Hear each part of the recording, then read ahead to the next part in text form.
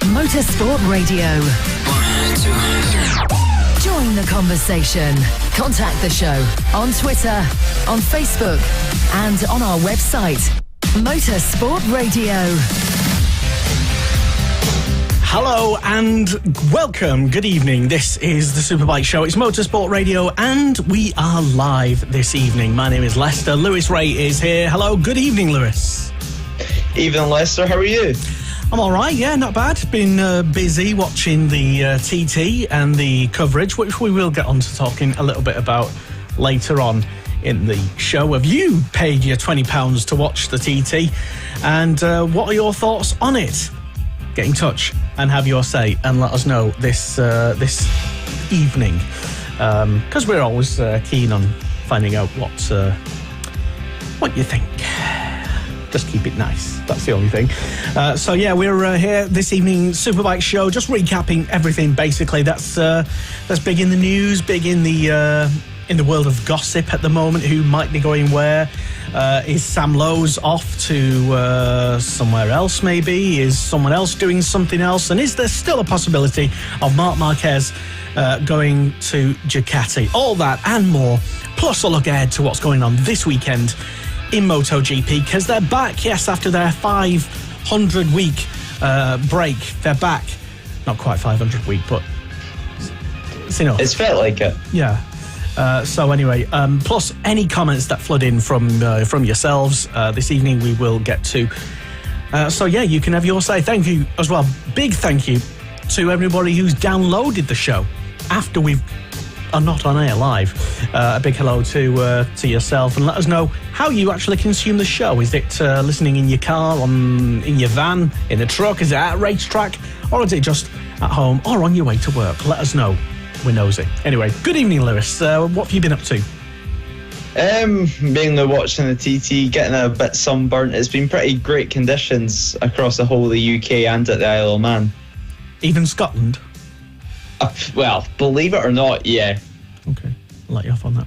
I think it was mainly the lack of sun cream that did it. But rookie error, amateur hour in Dumfries there, but he'll learn. So yeah, there's MotoGP to get through. Should we start with MotoGP actually? What is the latest going on? There's not been that much big news emerge. Everyone's been keeping their head down mostly, but from the nuggets of information that have emerged, what is going on, Lewis?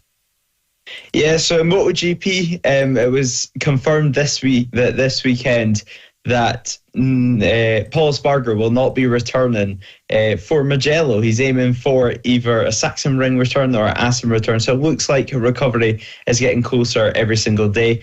And Claudio Domenicali has shut down rumours of Marc Marquez joining Ducati in 2024. And Kazma Daniel has also returned to the championship in Moto2 to replace Kaito Nozane at the VR46 Mastercamp team. So he'll be making his return. And also in the MotoGP paddock anyway, Sam Lowe's has also been rumoured to leave in the paddock to head over to World Superbikes. Ooh. So some chopping and changing going on there. And it looks like the rumour mill anyway is starting once again in pretty much all the paddocks. And also in Moto2, Lorenzo Dalla Porta has parted ways with the SAG Racing team and will be replaced by Taiga Hada for the rest of the season. So yeah, some announcements made, not too many just because of the long break, but MotoGP does return this weekend at Mugello, so everyone's really excited for that. Yeah, definitely. There's, like you said, not been too much kicking off in the MotoGP paddock recently, but what's actually been this regarding the Ducati? Because you called it straight away at the start of the season. Maybe Marquez might be at Ducati, and since then the team boss has gone a bit sort of. I suppose he's made since then anyway neutral statements, something along the lines of, well, Marquez is a big star, he wouldn't go to, for example, not the factory team, like effectively a satellite team, And it seems that, although no one's actually come out and said no, there's in terms of there's still a gap there to insert a rumour, I think. So what's this Ducati CEO, Domenicali, what's he actually said? Basically, he's said that that Ducati have an amazing group of riders that they've all basically brought through the ranks. And, for example, Francesco Bagnaia, they think he's underestimated, which is a bold statement in itself because he is a world champion. But obviously, he has made some mistakes this year, which has been pretty costly, like we've seen at Le Mans. But basically, reading from the statement that he gave to Sky Italia, it seemed that they already know, obviously, that Marc Marquez is a great talent, but he has nothing to prove, and that Ducati are happy with the riders that they've got in their system already. So why bring in Marc Marquez to try and ruffle up some feathers over there whenever they have some winning riders? Well, I suppose you could sort of say it's a similar sort of thing to say if you were offered Valentino Rossi to your team. You know, you're not going to come out and say no. You might be like, well, we already have a good stable of riders. We're not looking to take anyone on at this time. All our people are great people. Basically, I think if there's a deal to be done, they will do it, but they want a lot of compensation for maybe a straight swap with Honda. If it's going to happen, that's probably how it's going to happen, and they'll want a lot of compensation, which is why they've seemingly talking up all their riders because they're all absolutely amazing, and they are good, I suppose. But yeah, they haven't completely said no. We don't want Marquez, have they? So, I mean, if Marquez offered his services to the team or even hinted at it, they would have to have a conversation with him. You wouldn't ignore that. You would at least have talks at a table and talk about maybe what they could do for each other in the future. You wouldn't just straight away rule it out, I would say. Obviously, in later years anyway, there's maybe some seats that could start forming at Ducati, although all the riders, as we've seen, are really, really talented.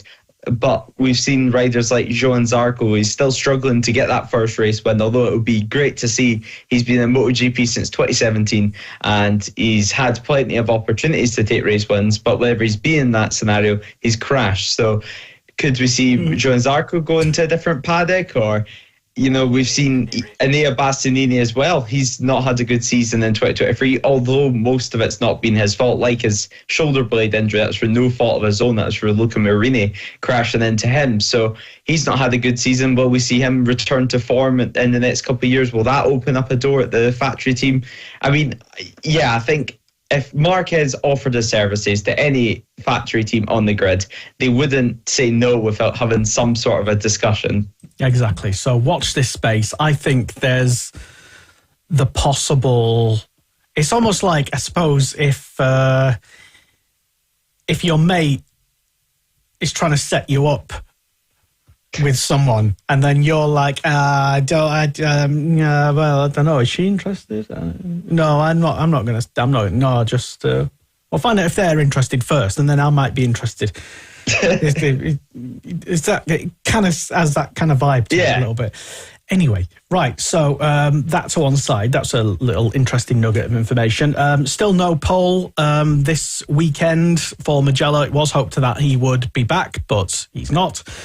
Do we know what the exact extent to his ongoing recovery is, or his injuries? How come? Is he close to being back? I suppose he thought he might have been, but...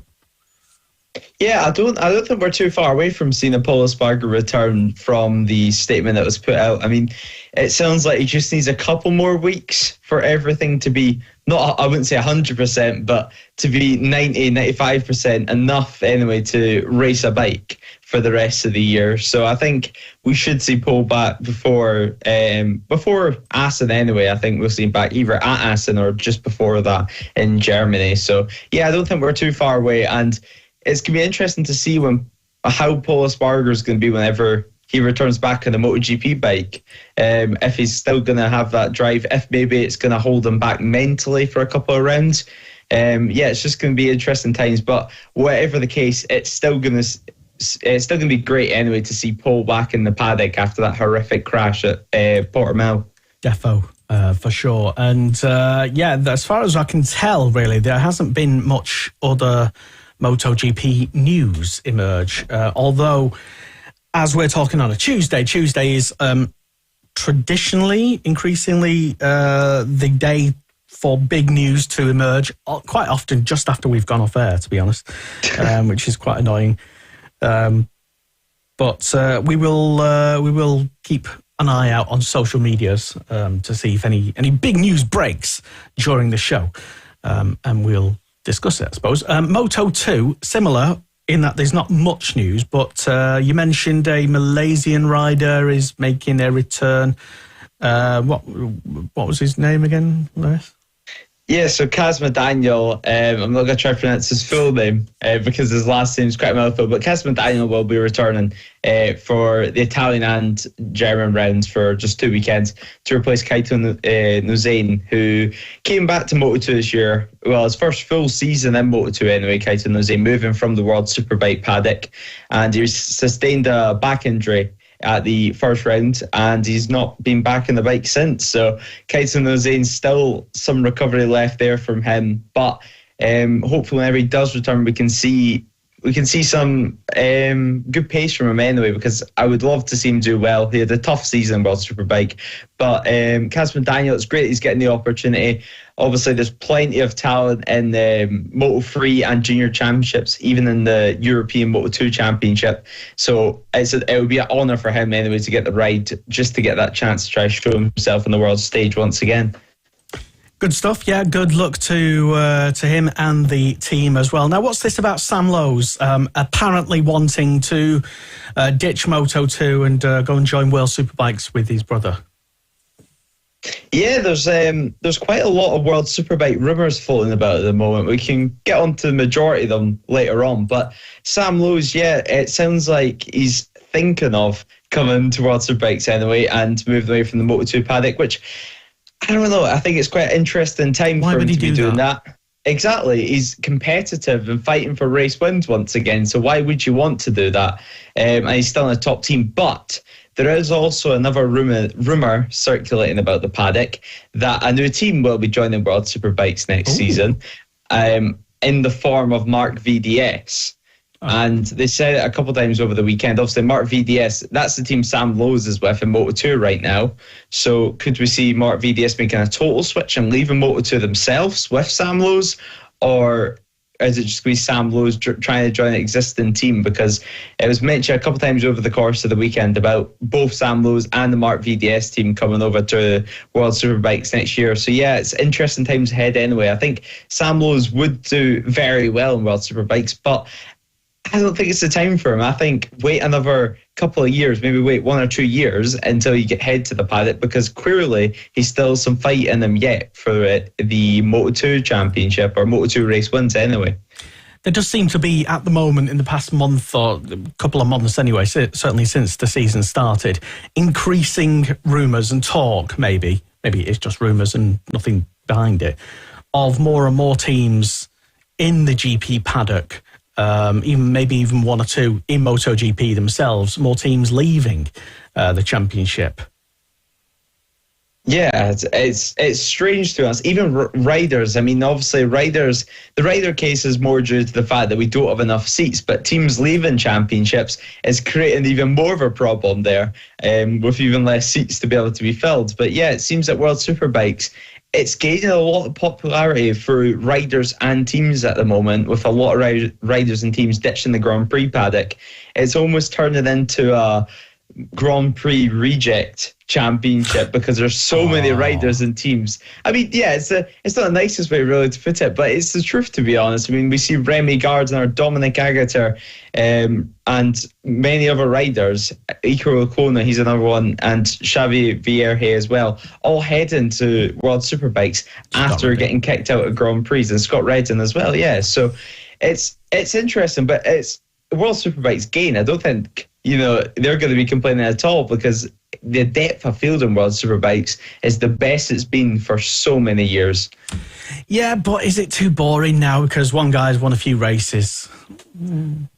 He's won 14 races now, one little guy. But yeah, it's not the most competitive for race wins championships anyway. But yeah, that's what I mean though, because Sam Lowes is winning the Moto2, and currently it seems that even the likes of Scott Redden, Jonathan Rea, Toprak can't beat Bautista. So it almost seems like he has more of a chance winning the Moto2 at the moment than what he does in World Superbikes. So I don't really understand why he would want to make that move just yet anyway.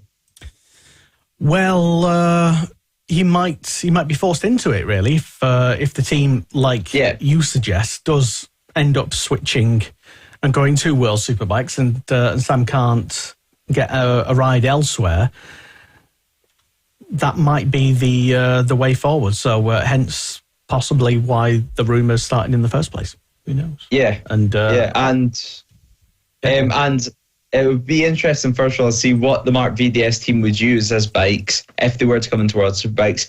And there's also a rumour as well floating about his brother, Alex, talking about the fact he might be on his way out of that Kawasaki factory ride, and his seat may be up for grabs at the end of the year. So could we see an all-Lowe's team at Mark VDS in World Superbike next season? I'm going to say no. Just based on... You're putting off that rumour. You said it. I'm just saying, I'm responding to what you said.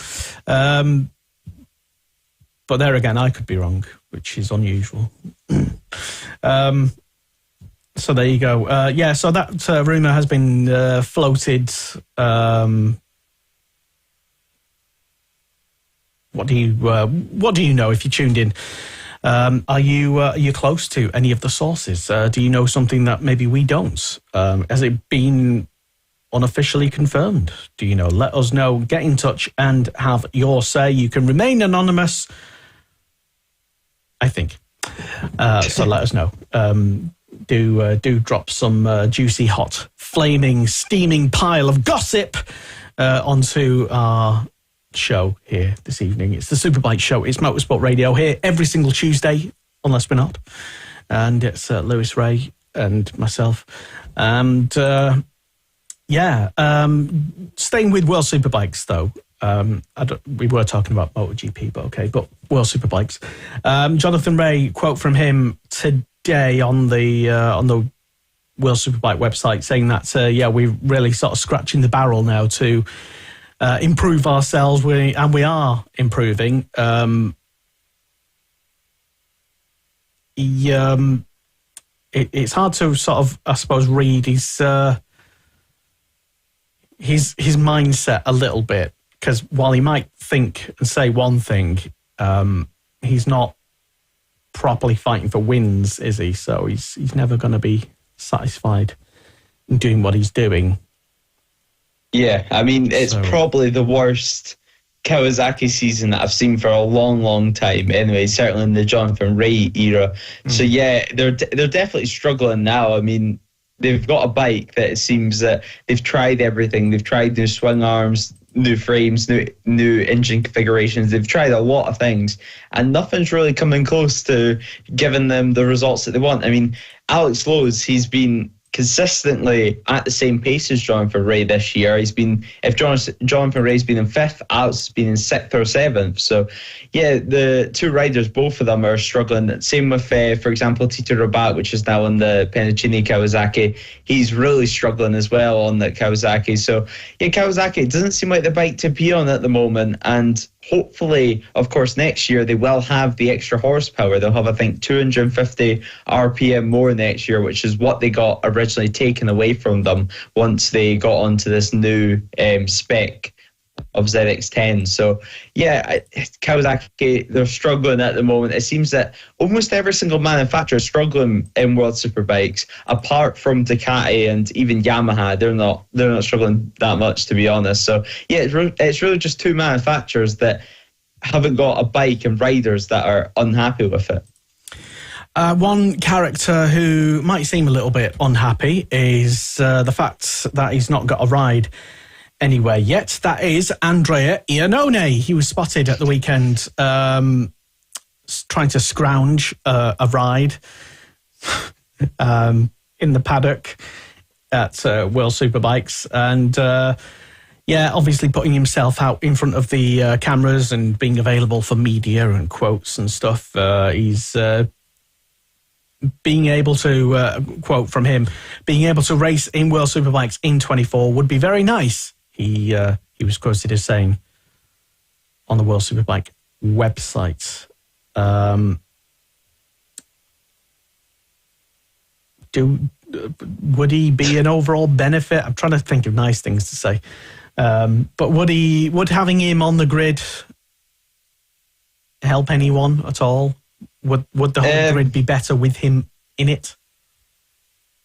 Probably. I mean, after everything that's went on, probably not, to be honest. But I mean, we have seen from Andrea Iannone whenever he was in the factory Ducati days and the likes of 2014-ish, that he was be able to fight at the front and fight for race wins in Grand Prix.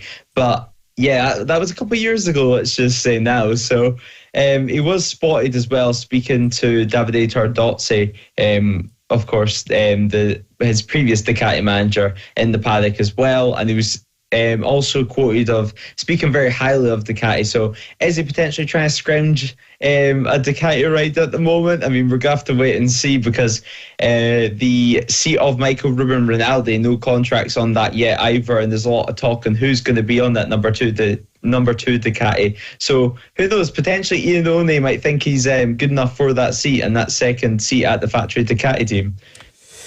Let us know what you think. I have no opinion on this. This is my official opinion, is that I have no opinion. He's an interesting character, anyway, to say the least.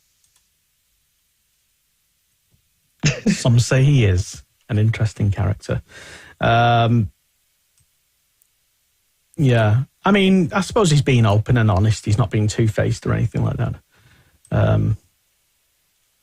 It's clear that he thinks he's good enough to come back straight into World Championship racing anyway. It's clear that he's still pretty confident in his ability. Can you have that much time away and out of competitive competition and still be good? I don't think you can. I don't know. I mean, it's not really a rare thing it's a pretty rare thing to happen, to be honest, having this much time off racing and then suddenly deciding you want to return after obviously the original break, it wasn't his choice, but he got banned from racing. So yeah, I don't know. I think if he somehow does get a World Superbike seat, I think we're going to have to wait and see, because as we were speaking about earlier, how many riders want to or have to go to the World Superbike paddock from, for example, Grand Prix? So is our World Superbike manager going to pick, for example, Iannone, who's had 4 years away from racing, or are they going to pick a rider that's fresh out the Grand Prix paddock that's been racing for the past 10 years straight? Yeah, I mean, he's 4 years older now, isn't he? That was the original decision. I'm just going to have to refresh my memory on this, actually. The original ban was in 2019, which to my mind was just like the other week, really. But we've had COVID and everything since then, and I don't even want to think about how old you were, Lewis, in 2019. I don't know, it's a scary thought. So yeah, the court of arbitration, because he did appeal and he lost that appeal, making his thing longer, apparently. Yeah. Okay, so December 2019, and then 4 years from that. So his ban is lifted in December 23, so the end of this year. Is that right? I think that's right. I'm just literally I'm skimming through some details, so a lot of this could be BS.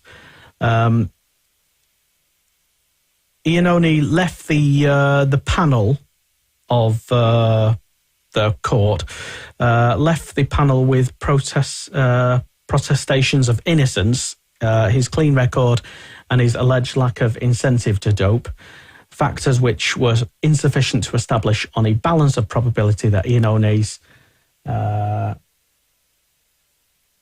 test was not a positive test was not intentional. I should have just read. There's a lot of legal words here. Yes. But basically, I just wanted to have a quick look to see, because during the ban, I don't know what it's like in motorcycle racing, but if you're banned from, for example, four-wheeled motor racing activities, as some people have been, that means you are literally not even allowed to enter. For example, you're not even allowed to go on a grid in any motorsport venue because you're banned. Not necessarily as a competitor, but being there, pitching yourself as, a potential rider for the following season. So what am I just getting at, basically? Are the rules kind of the same or different? Was he only even allowed to be there pitching his riding services despite being already banned? He's been keeping riding throughout his ban anyway. He's been doing track days on a Aprilia Superstock bike. So yeah, he's been keeping active on Instagram as well, and I believe he was on a go-kart as well a couple of weeks ago. So he's keeping riding anyway. Let's just say, but obviously there's a difference between riding around a track day for 4 years or on a World Superbike grid with the best Superbike riders on the world, including Bautista, and going at it and thinking that you can still compete with them. So yeah, I believe as well, at the original ban, he claimed it was from Symphony 8 or something like that, and it wasn't actually drugs? open itself. These drugs taste nice.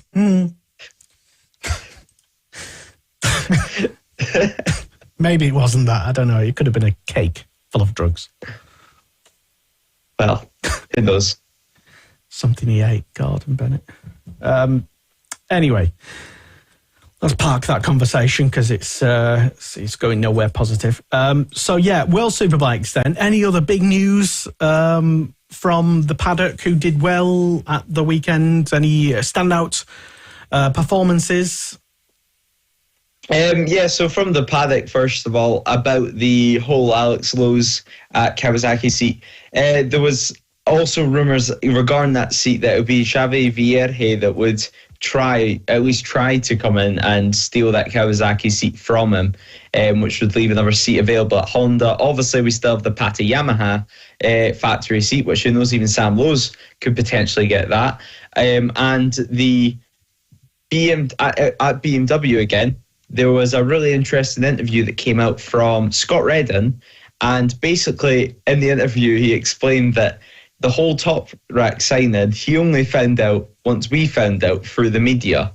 He knew nothing of it, he didn't know it was coming, and then suddenly Top Rack's riding for his team next year, and he says that he has until I think the 16th of July to sign a contract for BMW for next season.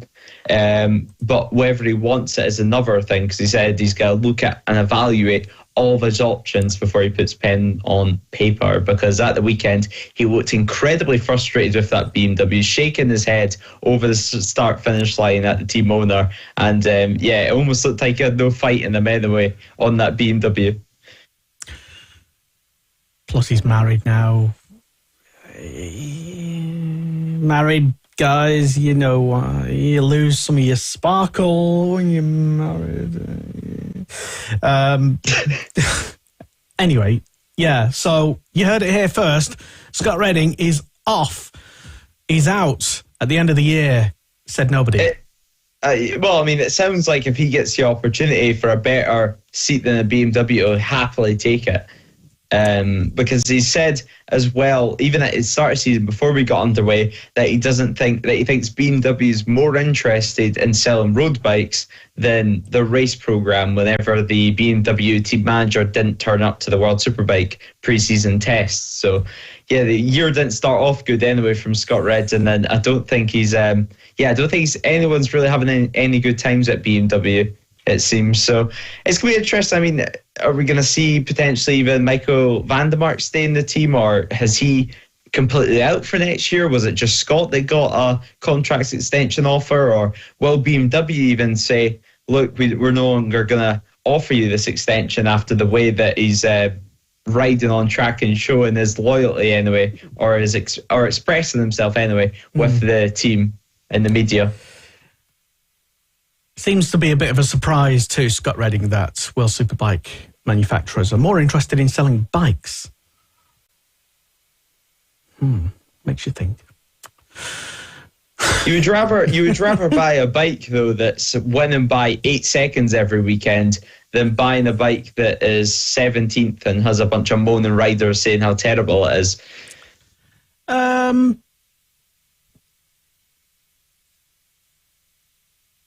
Yeah. Yeah. Yeah, you would, actually, to be fair. I've never bought a bike, but I would consider that. I mean, yeah. You know, it's the same as just buying a normal car for the road. If there's, in reality... I don't know, people buy Skodas, so... That's probably people that haven't checked any reviews, let's just say. I mean, like, the riders... For example, the World Superbikes, they're the people that's pushing the bike to its limit and that's going to get to the nitty-gritty side of it, and probably the most experienced riders on that motorcycle in the world.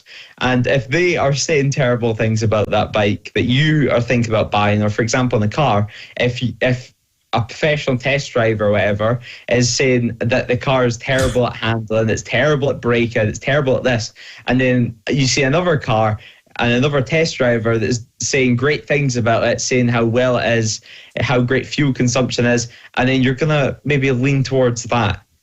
It's almost like the entire championship is a showcase for your products that you put on the road, and maybe they forgot to actually tell the riders, actually, when we pay you money, you've got to say nice things, even though you might not be thinking nice things about our terrible products. Scott. Yeah, Michael van der Mark, he's been pretty quiet. I mean, even now it's Tom Sykes, obviously, it's took over, but he's been pretty quiet anyway about the whole thing. It seems just to be Scott that's voicing his opinions anyway. Yeah, we do love Scott Redding. So he's increasingly seeming like he's not going to be sticking around, because why would you? I mean, if he's, like you say, if he's still mouthing off, that means he's still he's not settled yet. He still wants to do better. And it's clear that better is not going to come from that package that he's with. So therefore, he has to leave to do better. Yeah, I mean, he left Ducati to head to BMW in the first place. So, yeah, I mean, we all said at the time we thought that would be a pretty bad move, I think it's fair to say. But he said, oh, no, there's great things coming. But it hasn't really worked out. Even from the first race, he showed his frustration anyway with the bike and the manufacturer and with the way that things were going. I think he expected everything to click into place. But even Garrett Gerloff on the satellite bike, the Bonovo Action BMW machine, his first year moving from the GYTR Yamaha team, now he's saying that his team on that bike need to find a fix for Donington Park because they're struggling to get any sort of feeling from it. It's amusing to me that time after time BMW are very successful in hypnotizing riders and their managers and their team in convincing them that no, next year it's going to be better. We've got a great package coming. Yeah, it seems that they must tell them something special. Because it seems to happen very regularly, and then big names switch over, and then they're like, oh, no, we've got some big things coming, and then never does, really. Yeah, I mean, it's weird. I mean, although BMW is such a big company, they have a lot of money behind them anyway, so potentially that's helpful for some Germany's of the riders. Struggling now, to be honest. It's, financially, the whole motorsport industry in Germany is really struggling to thrive. So that probably has to have a filter down effect. Maybe, I'm guessing. I know nothing about economies. Don't know why I said that. Kind of makes sense. Anyway, so yeah. Yeah, I think anyway they'll be paying Top Rack a pretty penny or two anyway, no matter what. But yeah, we're gonna have to wait and see for the BMW seat in the future. I think that's the only way we have to wait and see. It seems that not even the riders who's got an offer knows where they're going to be next year. There's no hint of him leaving the team yet. There's no hint of him staying at the team yet. It's just a kind of wait and see game. But yeah, one manufacturer that certainly seems to be working is Ducati, because Alvaro Bautista at the weekend, it won all 3 races. Once again, he done the triple and extended his championship lead to 86 points at Misano, which is, it's just incredible the way that he's riding at the moment.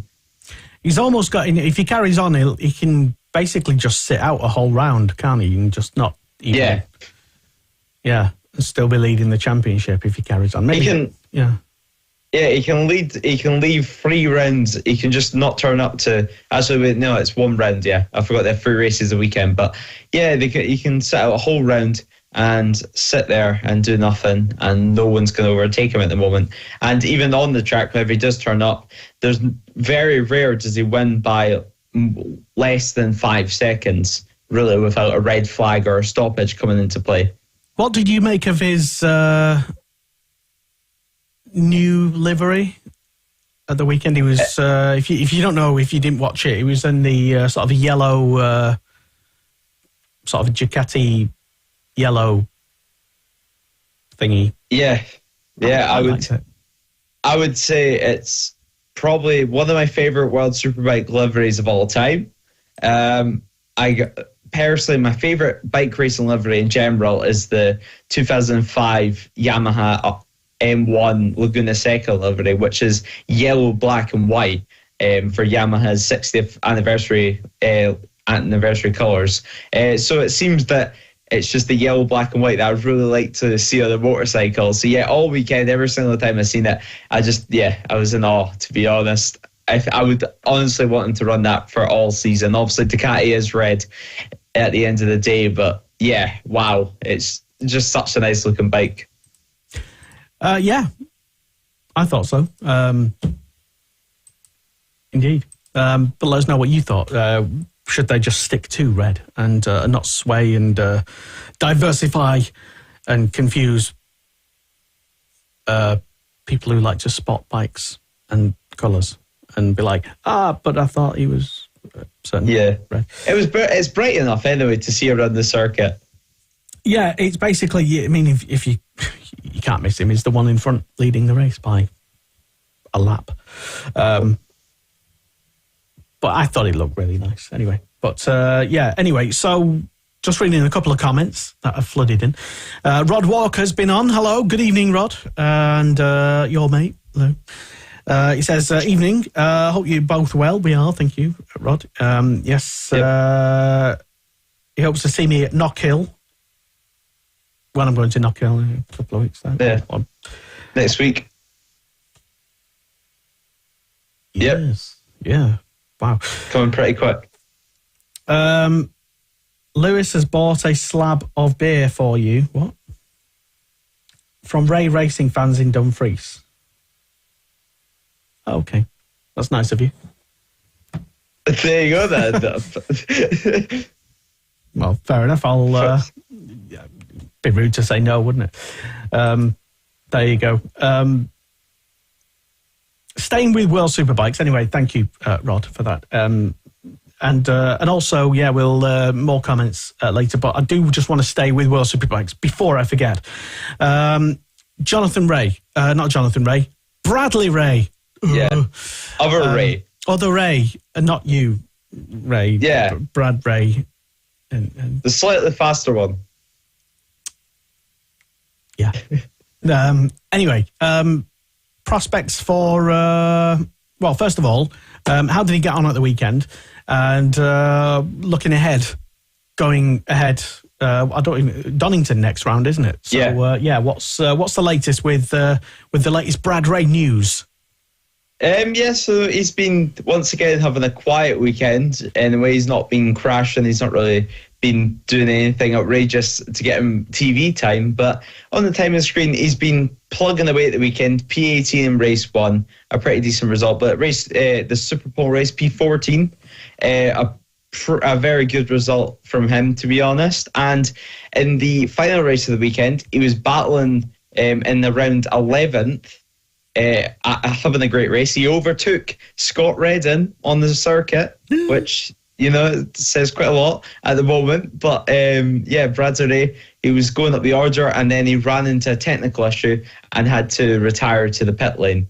So a disappointing end to the weekend, but he'd shown that his pace was there, and that was the most important thing. It's the strongest we've seen him all year, I would say, to be honest.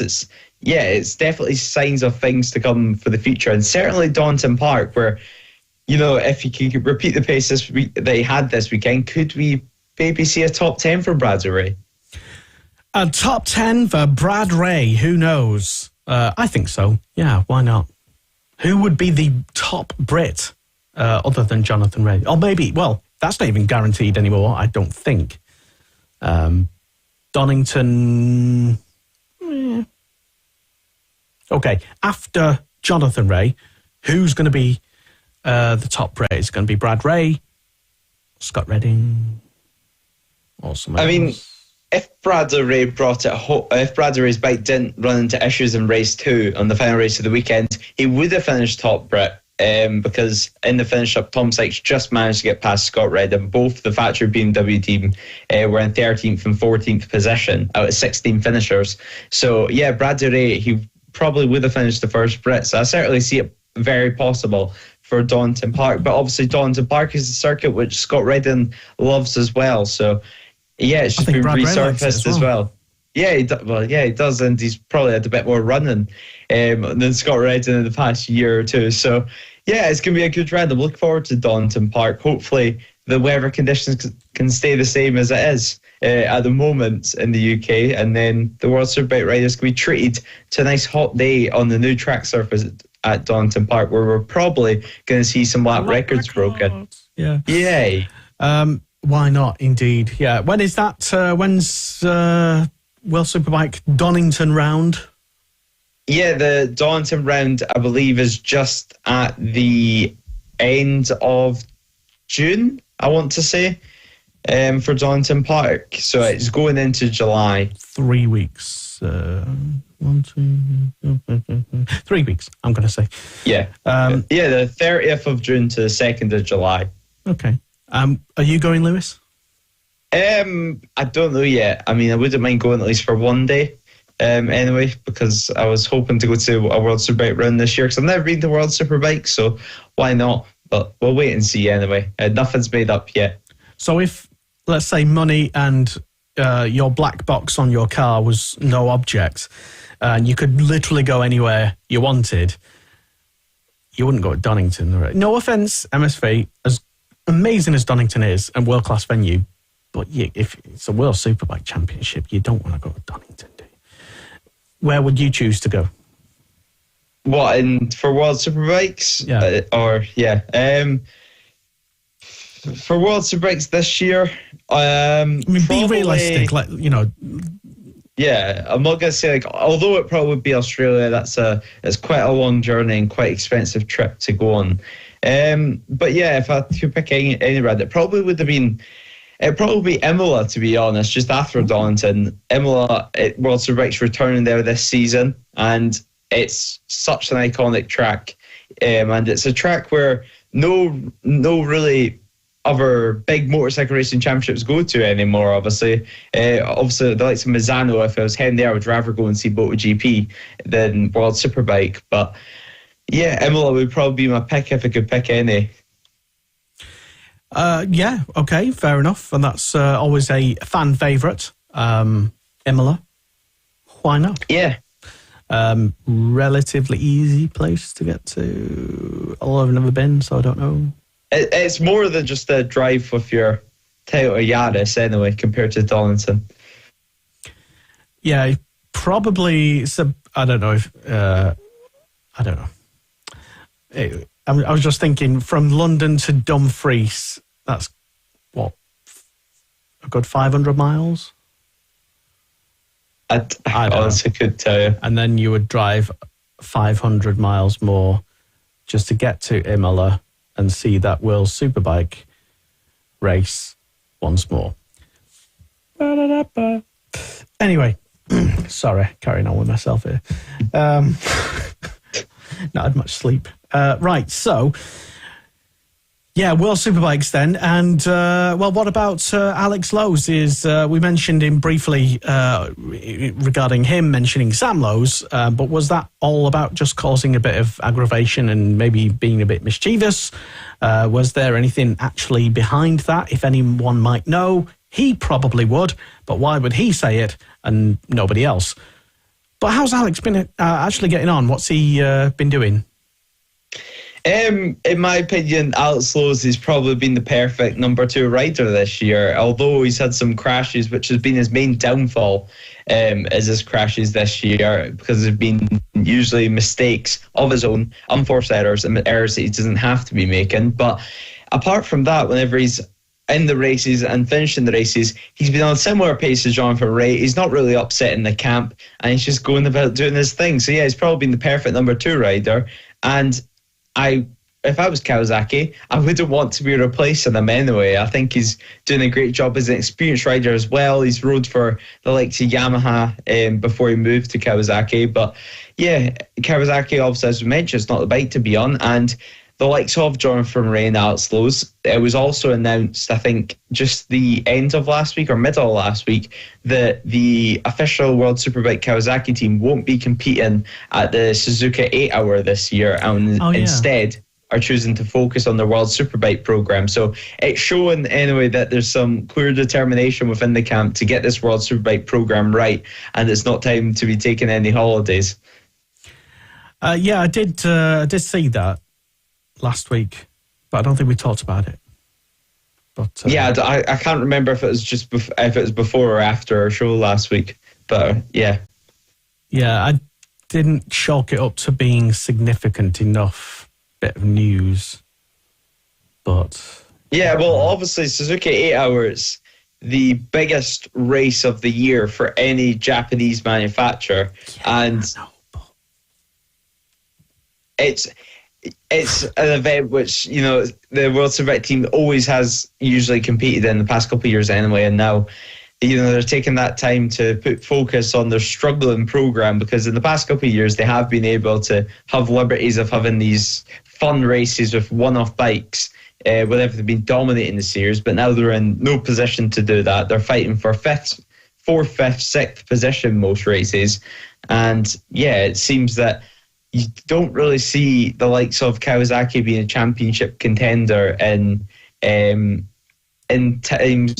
soon anyway. In the next year anyway, I wouldn't see Kawasaki being a contender in 2024 either, to be honest, unless if they find something very special over winter. Would you like to hear some stats regarding Misano World Superbikes? Yes, I love stats. Well, so does Kiko Giles, who also presents The Breakfast Show here on Motorsport Radio, Monday to Friday, 6 till 9 a.m. Listen to it here. And I'm going to attribute all of these stats to Kiko, because even though I don't know he definitely did these, I can tell he definitely put this together, because it's exactly what he does. He's a massive nerd. Anyway, the number 351 in the Superpole race in World Superbikes, Top Rack took second and put Yamaha on a 350th podium in World Superbikes. His second race too means they've featured on 351 podiums now in World Superbikes. That's interesting, I think. 258, Lewis. That's 258 straight races in the points for Ducati. Wow. That's equal to the second best overall streak in World Superbikes history, set by Kawasaki. Ducati themselves hold the absolute record at 344 straight races. From Brainerd Race 1 1991 to Valencia Race 1 2005. This is definitely Kiko. And I can tell he doesn't even need to sort of look this stuff up. He just pops out of his brain.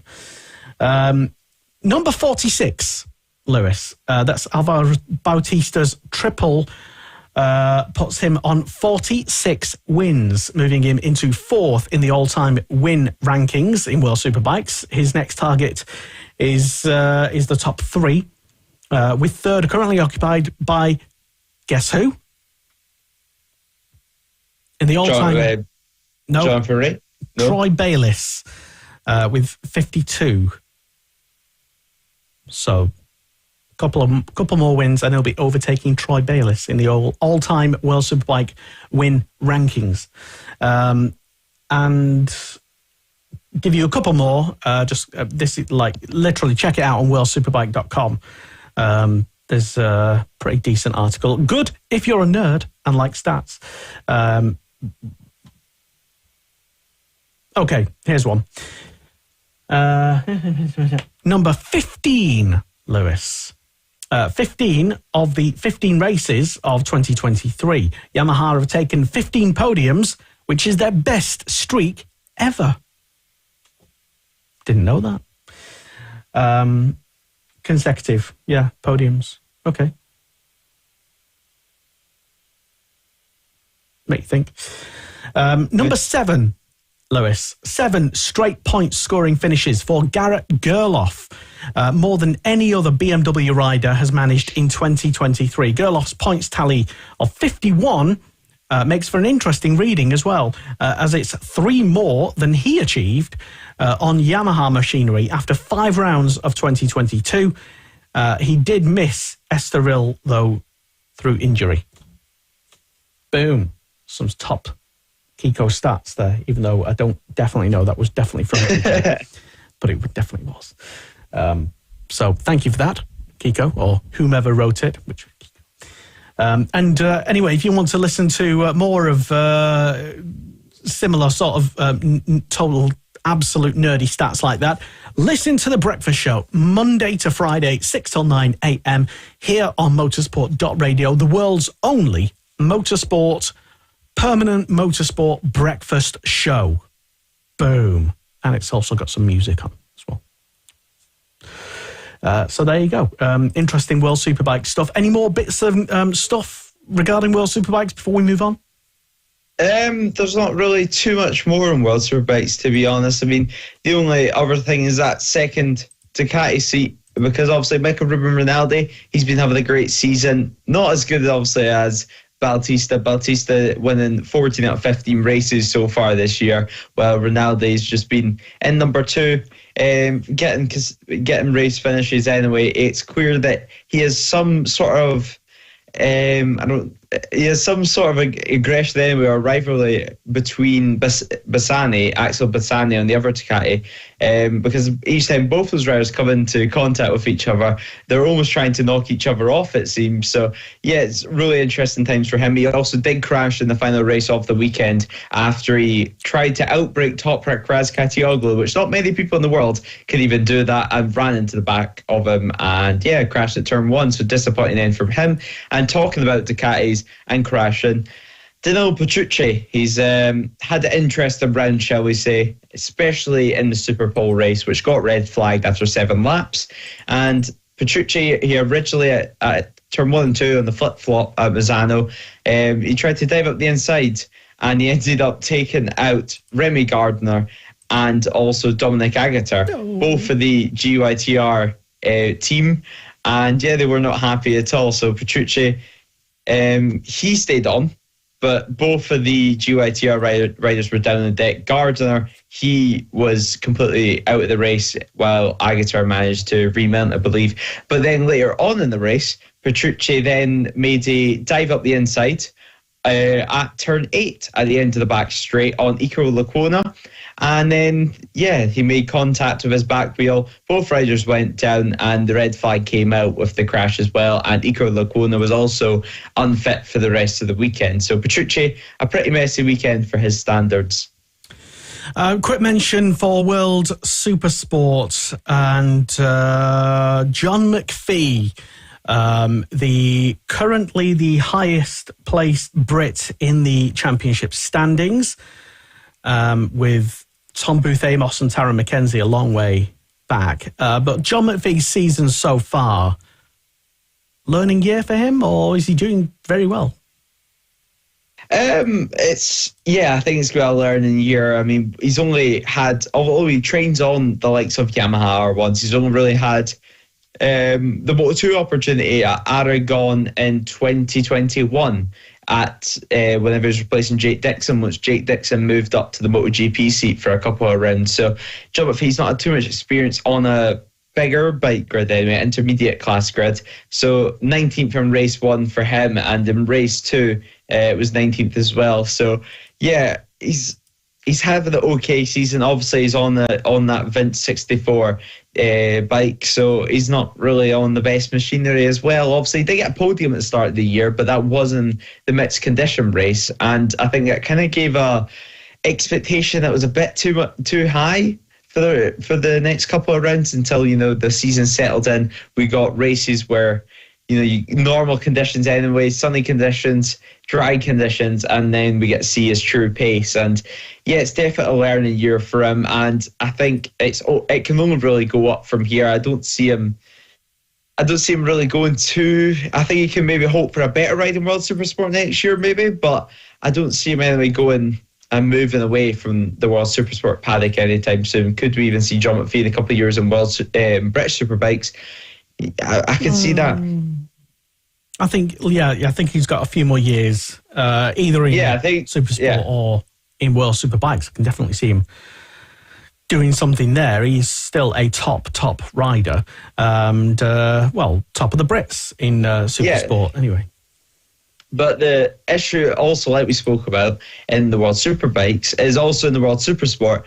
We have so many, especially Moto2 riders, making their way to the paddock. And we talk about, you know, Nico Bulliga came from Moto2, Stefano Manzi, he's also came from the Grand Prix paddock, and then Marcel Schrotter as well making that step this year, Jorge Navarro as well, Nicolas Tully also making that step as well. And yeah, a lot of fast talents coming from the Grand Prix paddock and deciding to make their step anyway in the World Supersport Championship. And also Tom Booth Amos, ex-Grand Prix rider, also racing in British Supersport this year, racing the European rounds of the World Supersport Championship. He's also having a great season in British Superbikes, and he's slightly struggling compared to what he is in World Superbikes compared to what he is in British Superbikes. He's sitting around 12th position. So Tom Booth Amos, the top Brit in the final race of the weekend anyway, retired from race 1. So he's also having a year where he's having quite a few mechanicals. He's not got the best bike either. And with these new regulations, the Kawasaki, it seems that you have to be almost overriding the bike to get the full potential out of it, and you have to be on that knife edge. Just having a look at the Supersport results from the weekend, and race number 1 is, as you mentioned, Booth Amos with the DNF, also Mackenzie and Harry True. Let me have a look. Well, yes, he did finish the race. True Love 22nd in race 1, and True Love retired from race. I don't even know if he got going in race number 2 or it was a retirement. I haven't seen the race, to be honest, so I don't actually know.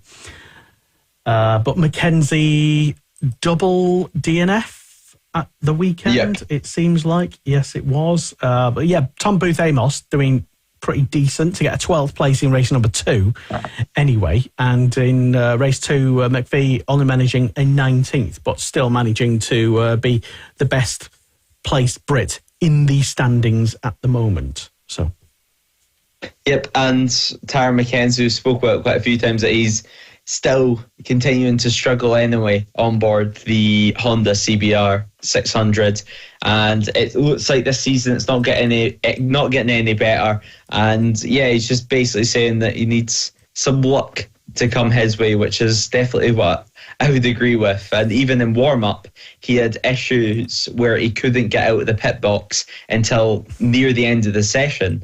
So he's struggling once again. And in race 2, he had even more technical issues. And after just one lap, he had to pit as well.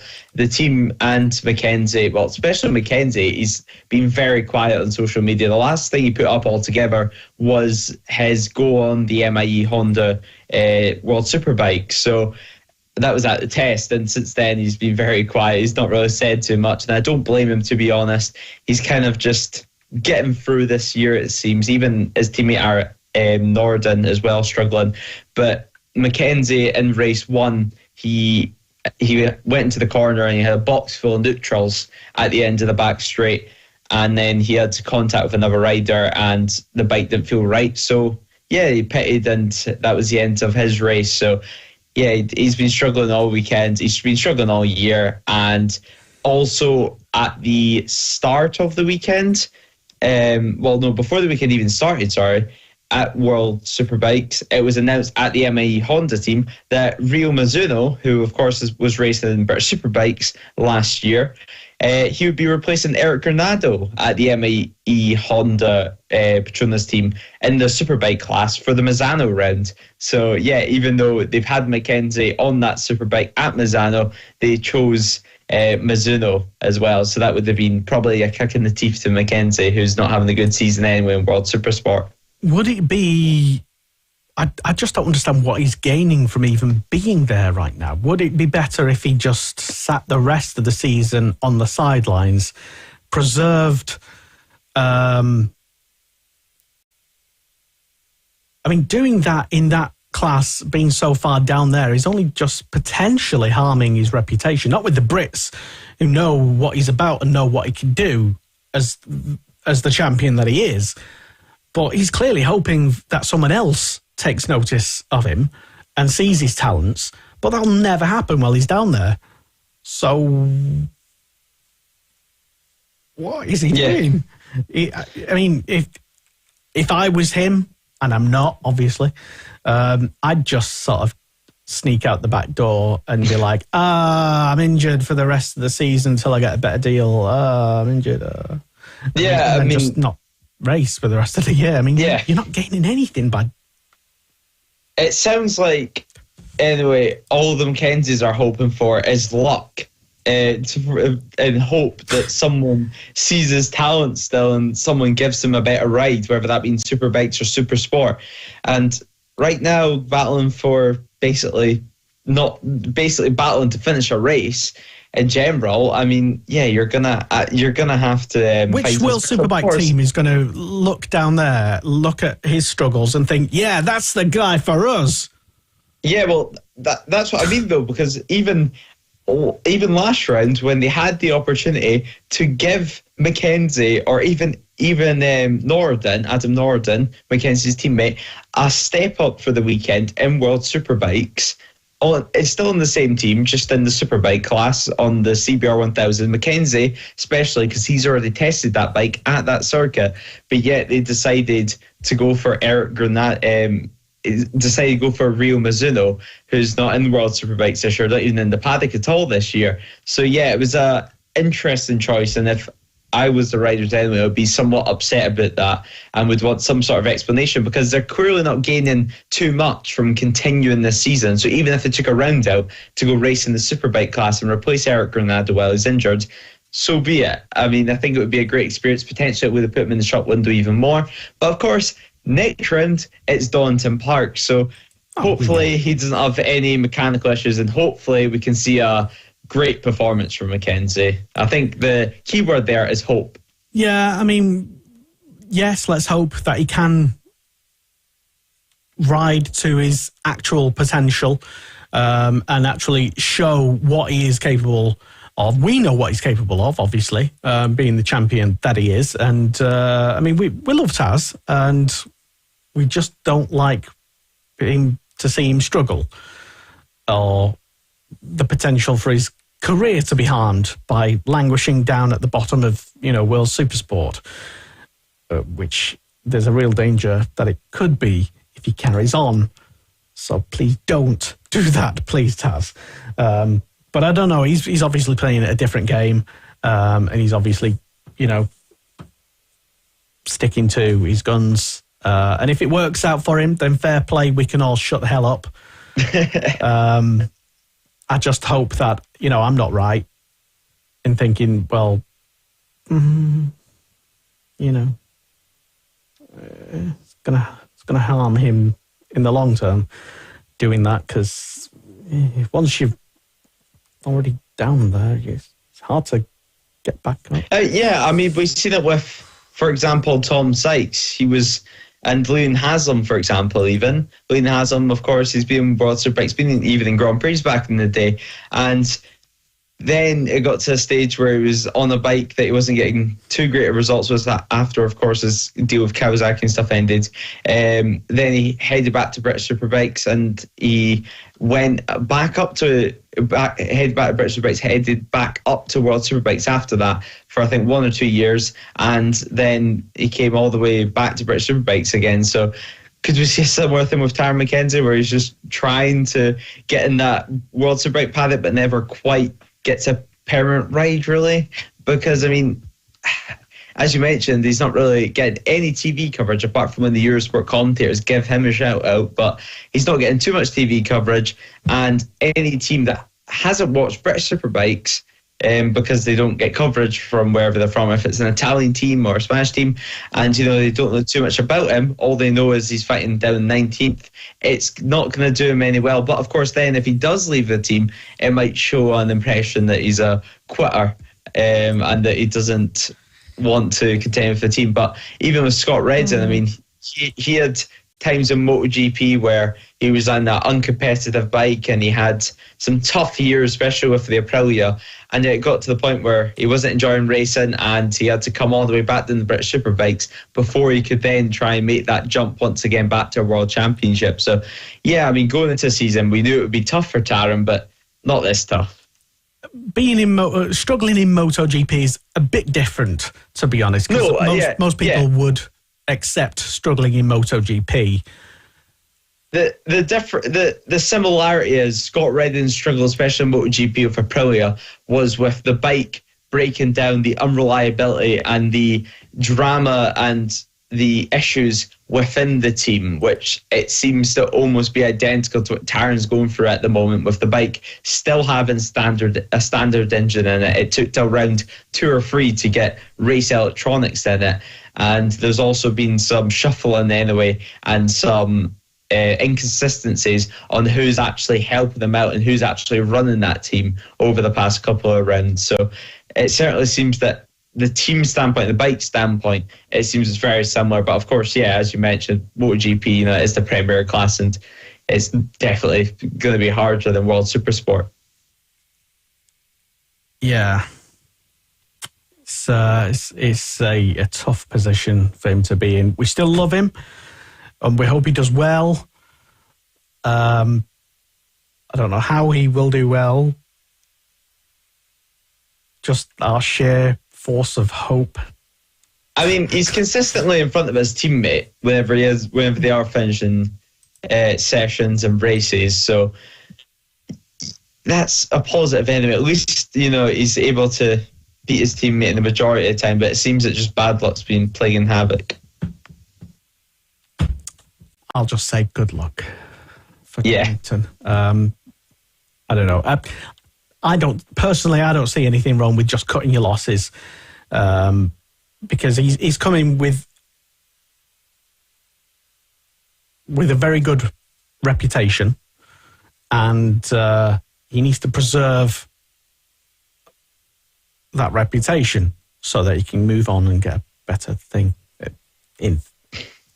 Anyway, good luck, Taz, at Donington, and nobody would accuse you of being a quitter if you accidentally got injured for the rest of the season and had to sit out the rest of the season on the sidelines until some better ride came along in World Superbikes. That's my theory. That's what I'd be advising if I was some sort of manager type person. But anyway, yes. Moving on then from some top tips. Some top to Tarran Mackenzie. Top management tips of how not to do things. Any other big bits of gossip from World Superbikes and the paddock and some such? I think that's really it, to be honest. I think we've covered practically everything from the past week or so. Yeah, I believe so. Okay, then. Just having a quick check on any other big breaking news that might have broken since we've been on the air. No, probably not. I think people are just waiting for us to go off air, and then they'll be like, "Oh, Mackenzie to World Superbikes," or something. We can hope, at least. Anyway, TT happening, and there's been qualifying week last week, and then we're sort of right into the race week at the moment, as we're talking on a Tuesday. We've had, so this is like, what, day three? Day three. Yeah, something day like that. Three. Yeah, day three of racing. So, first of all, the TT Plus coverage, which was the first time, and I did purchase this. I paid my £20, and my initial impressions as a punter was that, actually, it provided with some real-time excitement that I would not have got otherwise. I know it's on ITV4, but it's just not the same edited highlights, is it? It's just not. Anyone can Nothing better than live coverage. It's only live once. Boom. Who said that? Was it Sky? Yes. Can't remember.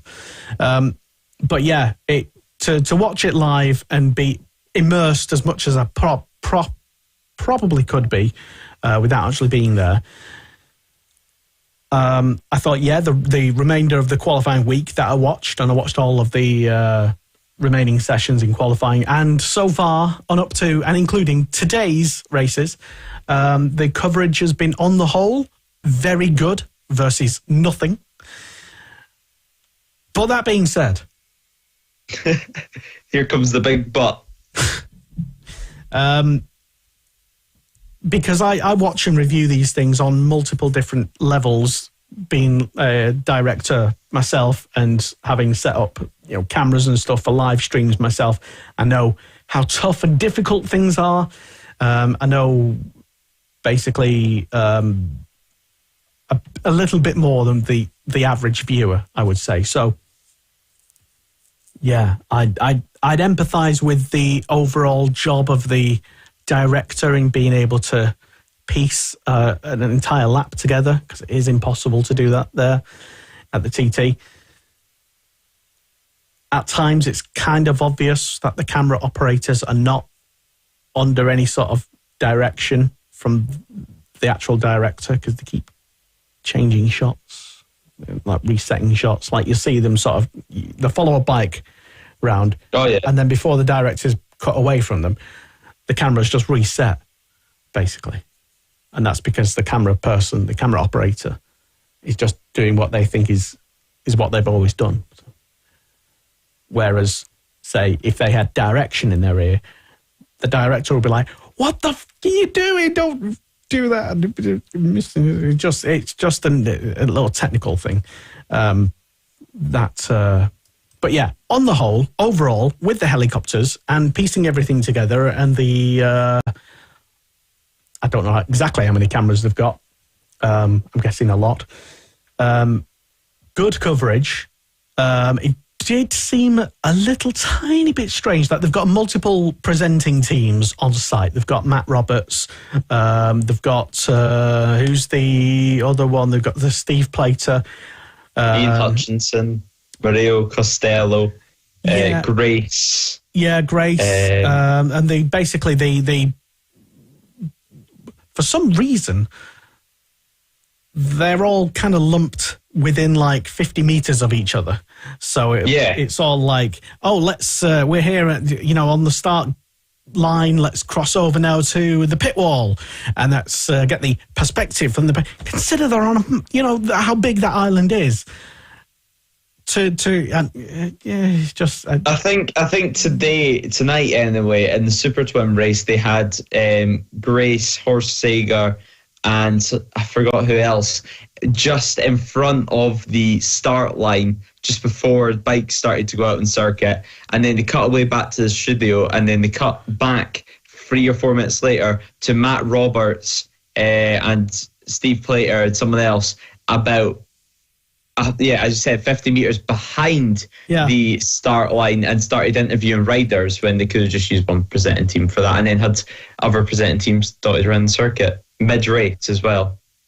If it were me and I could afford that's another thing as well. We don't know what budget these Greenlight are working to, the ones who make the productions, I think, which is always a big consideration. But if you've got the team there, if you've got 2 or 3 presenting teams, spread them about a bit. Don't just have it's like it reminds me of when I was in sort of college doing media, and you'd all be put into your little groups. You might know about this, Lewis. And each group would be like, okay, well, so we're told to go off and get some interviews. Okay, everybody just, let's go and dive on, like the whole class, go and dive on this one person for an interview. Yeah. And then this poor person gets bombarded by 10 different interview teams. And they're like, when really you could have just used your common sense and spread out a bit and, be like, oh, here's, let's go and hear from Matt Roberts, who's on a part of the island which isn't covered by any other cameras, to get his bit of commentary, for example, talk to maybe some fans that are there. They did do a bit of that during the qualifying week, and I like that. That was good. But yeah, they should have continued it. Just do more of that sort of stuff. My thoughts, anyway. Lewis, what were your thoughts so far on the coverage?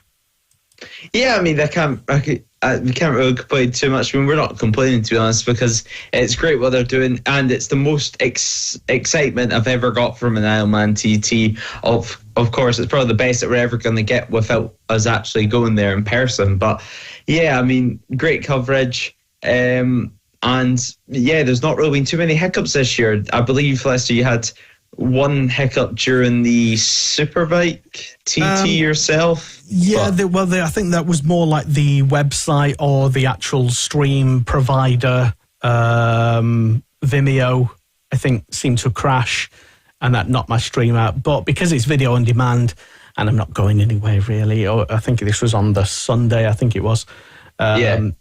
I just had to wait 10 minutes for it to all come back online, and then just carried on watching it on a bit of a delay. So, but I didn't even mention that. You mentioned that.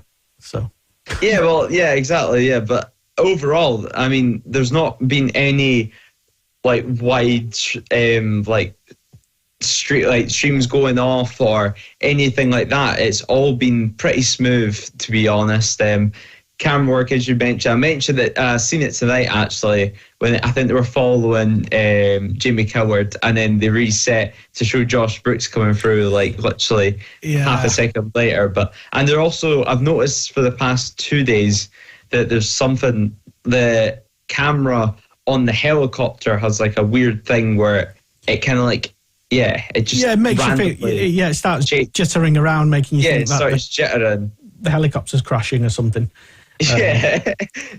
But it's better than nothing, and I do appreciate it. And overall, as I said, I think the whole team are doing a good job. I didn't watch any of last year's coverage live, so I don't have any reference to compare what this year versus last year was like. I've read comments though on the internet, and I'm sure they were all accurate in their own very mind. Friendly, and nothing but high praise. Yeah, I mean, last year I bought the TT Live Plus, and certainly at the start of the TT it was very jumpy. There was times where you couldn't see anything around the course, and to cut back and talk for 10-15 minutes until they got it sorted out. But yeah, overall, it's been, first of all, an expansion with the amount of presenters that they've got, and almost too many to actually utilise them all, it seems, at the moment. And an expansion definitely in cameras and how smooth the stream is as well. There's only certainly a couple of spots around the circuit where it seems that they start to lose connection, but overall it's nothing compared to last year. They've almost picked up exactly where they left off at the senior TT last year, where everyone was praising them on how much they've improved throughout the 2 weeks, to constantly getting better. So I think within a couple of years' time, if they can keep the TT Live Plus up, that we're going to see even better things to come. I mean, the only thing that we both said was some of the graphics on the screen, because certainly if you're watching the races, and sometimes the commentators forget to constantly give you updates on some of the gaps, it's pretty useful anyway to have a monitor next to your phone to look at live timing while you're watching the race itself. Lou's been a bit horrific with the old criticism. I can't believe the old, these sidebars are shite. I was not saying as such. It would be nice, though, to have somewhat of a consistent sidebar rather than one that only shows up every 5 minutes or whatever, only shows the top 5 or 6 riders. But yeah, I mean, even that, it's a slight criticism, but it's not saying anything bad. I mean, we can't really complain now. If we look at, for example, 2019's TT coverage, it was just ITV4 highlights the night after when we knew all the results, and it was only an hour programme to fit in 3 races, for example. So yeah, I mean, we can't really be complaining too much. Well, I'm not. But I mean, I always had a bit of a on-off relationship with trying to watch the TT anyway, in that it's always just a collection of bikes going past, a sort of kind of out of context, and it was so-and-so did a thing and then blow, and you don't actually get to experience it live. To watch a race session live is completely different to watching edited highlights, because you actually get more context as to what's happening. You feel more involved with it, even with or without a sidebar timing, which sometimes does and doesn't kind of work properly. So yeah, I would say a big step up overall from whatever it was last year, and I don't know because I didn't watch it, but I think they're doing a really good job. And as I said last week on the show, for £20, you really can't complain. But some people do. But some people do, and you have to question their mental sanity. Because you're not getting better coverage anywhere on the planet for less money, or even the same money. There is literally no other championship event, one-day event or anything for that price with better or the same coverage. Yeah. I believe even some countries, not in the UK though, but in some of the European countries, the MotoGP video pass, you can buy a weekend video pass, and I believe that's €30 or €25. So that's about 20 quid or just above 20 quid. So it's either you watch one GP weekend or you can watch a whole 2 weeks of TT live, and then all the extra content that they have with it. I mean, they've even put helmet cameras and stuff on David Todd for the practice weekend, posted it on the TT website, and then you can watch from a rider's perspective. They have plenty of extra interviews. They have a daily roundup show, all access show as well. It shows you behind the scenes in the paddock. And yeah, I mean, it's great coverage. You have access to it for a whole 12 months. I believe that you can even watch the 2022 coverage as well on demand with just buying the 2023 pass. So really? It's great.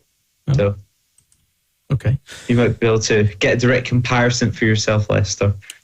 I didn't know that was even possible, but I will attempt to recover last year's if it's even possible. Nice for you to admit that you access the MotoGP pass with your VPN, by the way. Oh, I pay for BT Sport for hours to listen to BT Sport's commentary, apart from free practice free when it's the Dorna feed. But yeah, a bit more analysis on the VT Sport feed, or should I say TNT Sport in 1 month's time. But we won't get into that until next month. I got an email today, I think it was, saying that my BT Sport app on my phone that I didn't even know I even had access to, because it was part of a package bundle deal with my 4G SIM that I bought. Apparently I could get BT, I could enjoy television on this tiny little phone. Who knew? Anyway, apparently I've got BT Sport. I think I've deleted it now. Oh no, it is there, BT Sport, but I can't cast it to the TV or anything. I can't watch it on the app on TV. It's just only on this crappy little phone. Yeah, great. Well, anyway, I got an email saying that it's going to be TNT soon, but you can still enjoy all the great yada, yada, yada, blah, blah, blah. So, yeah, looking forward to that. Yeah. Anyway, you touched on it very briefly regarding the commentators, certainly MotoGP. Anyway, Lewis. Much has been said about the commentators of the IOM TT Plus coverage. Dave Moore, for me, is always top class, and I do enjoy his near coronary heart attacks whenever riders attempt an overtake on each other. Yes, sometimes from a helicam, it can look a bit dramatic, but it's definitely starters you. It just his shouting, but yeah, it was a pretty close moment, to be fair, tonight. I mean, I did go over the trees, which meant his shouting went on for a bit longer, and yeah. But he's excited. Well, that is the job of a commentator, I suppose, to make things exciting, especially when you have to inject some excitement into a long, faraway shot of a helicam of a rider that you don't even know exactly who it is because it's so far away. But yeah, I mean, Dave always does a great job. I don't know who was on the commentary last year, so I don't know. But from the internet, I gather it was a different co-commentator or different co-commentators at times. I don't know because I didn't even listen or watch last year's coverage. I can't remember, to be honest, on who was on co-commentary last year. I believe this year it's Mark Miller, is it not? The American. Who's, yeah, right. Ex-TT racer himself. He got some podiums and stuff, especially in TT0 stuff. But yeah, he's co-commentating this year for the TT. A slightly different style of commentary anyway to Dave Moore's. Yes. Indeed. I'm just watching some comments flood in here on the... Do you want to expand on the Indeed? Nothing to say. I've already said that the coverage overall was very positive, very good. And the entire team, just because I know what a massive technical undertaking that is, you have to give them a lot of credit just for even getting the show on air and stringing a couple of cameras online, making them happen. Because I know that's not guaranteed. You could spend weeks and months setting everything up, cabling everything, and whether it's just some 4G transmitters, as most of the cameras are, that doesn't mean that you're always going to get a perfect signal back to the production base. And you're probably never going to have all the cameras on at all of the time.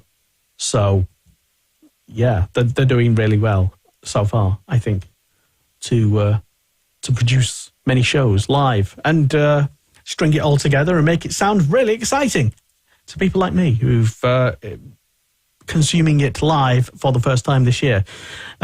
Just going back over some other comments regarding what we were previously talking about. The Ducati in World Superbikes, the yellow Ducati livery. Angie Wood has been on. She says she agrees that the yellow Ducati looked awesome. I think the general consensus is that was a bit of a winner, that one. And Rod Walker has been back on, and he says, actually, Lester, it's 1,245 miles to Imola from Dumfries, and it takes 21 hours and 22 minutes. There you go, then. I'm sure Google was not involved. I don't know, but I was nearly right in that. And I was kind of joking when I said it. It would take, you'd have to drive 500 miles and then 500 miles more, plus another 245. And Ali has been on and says, hello from Indonesia. Hello. There you go. Worldwide. There might just be Indonesia, Wigan, if there is such a place. I don't know. But I'm guessing it's probably actually the country. I'm guessing there's not a place in Wigan called Indonesia. Be funny if there was, though. I don't know. I would agree. Yeah. So TT then. I don't think 1,200 miles. I don't think the black box would be enjoying that. No, I think you're limited to what, 100 miles.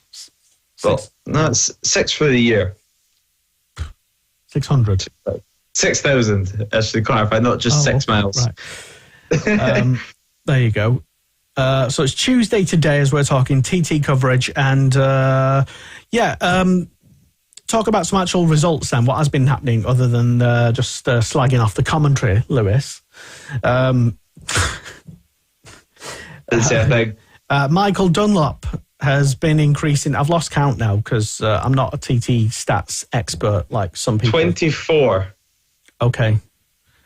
And has he bypassed John McGuinness? Yes, he's became the second most successful TT racer of all time, and of course only the person above him is Uncle Joey Dunlop on 26. So he could get there this year, which it would be something very, very special, let's just say. Even getting to 23 and matching John McGuinness, it was a massive thing. But yeah, so far this week, really, it's been a Dunlop domination. A Dunlop domination for the nation. And it was who won the Superbike race on Sunday? Was that Hickman? Yeah, Hickman. Dunlop won the Superbike race, but yesterday Peter Hickman won the Super Stock race. Right. Sorry. This morning, this afternoon it would have been actually because it got delayed. But yeah, Hickman won Super Stock. Dunlop's won every single solo race so far this year, apart from the Super Stock TT today. So, yes, that is correct. Yes, there you go. Yeah. And rest of the week then, and it's sidecars on Wednesday, so tomorrow morning, or just around midday, basically, and followed by the Monster Energy Supersport Race 2, 4 laps, and then that's it for Wednesday. It's a day off on Thursday, and then on Friday it's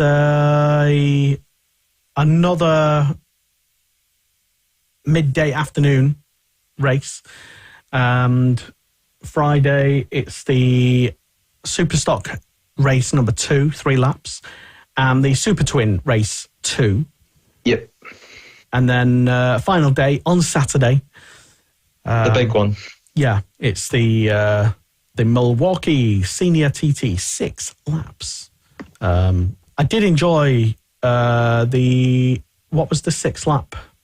Superbike, yes. I did find that enjoyable. Oh yeah, Superbike.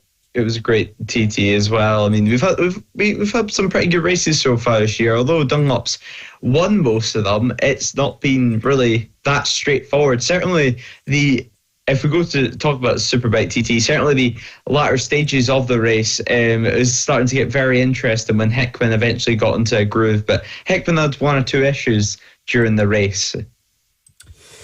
He's seemingly being plagued once or twice with little issues, niggly issues, and fingers crossed for the rest of this race week that there's no rain and that everybody stays safe as well. There's no crashes, which is about all we can hope for, basically,